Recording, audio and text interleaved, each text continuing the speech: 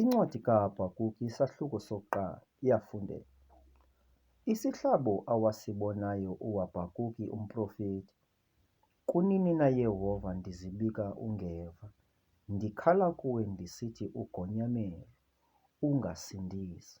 Yini na ukuba undikhangelise ubutshinga, ukondele okubi.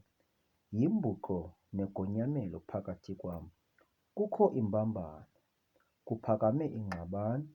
Ngenxa yoko uyekelele umyalelo, ukuze kungaveli naphakathi okusesikweni.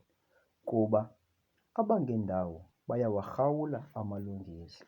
Ngenxa yoko okusesikweni kuphuma kujikekile.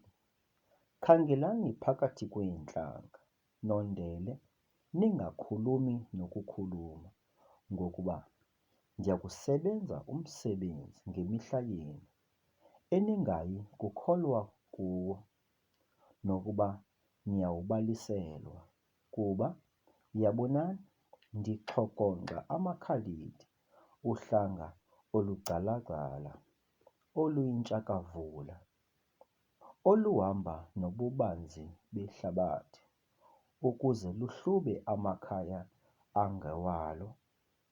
Luyadengisa, luyoyikeka, kuphuma kwakulo okusesikweni kwalo, nokuphakama kwalo. Anamendu ngaphezulu kwezingwe amahashe alo, aqubula ngaphezulu kweengcuka zangokuhlwa. Bayaphalisa abamahashe balo beza bevela kude, betshwebelele njengexhalanga elikhawulezayo ukuza kudla. Bonke bephela beza kugonyamela, ubuso babo buzamela phambili, behlanganisa abathinjwa njengentlabathi. Bona bacukuceza ookumkani, nezidwangube ziyintlekisa kubo. Bona bayazihleka iinqaba zonke, befumba uthuli, bezithi hlasi. Bayakwandula bakhule ngokomoya, badlule bezeka ityala, lamandla abe nguThixo wabo.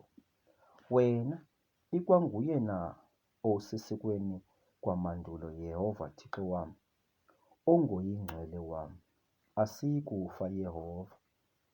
Ubamisela ukuba ubagwebe, liwa, ubaseke ukuba ubohlwaya. Wena ungamehlo ahlambulukileyo, ukuba ungayi kukhangela into embi, ukuba ungabi nakukondela okubi.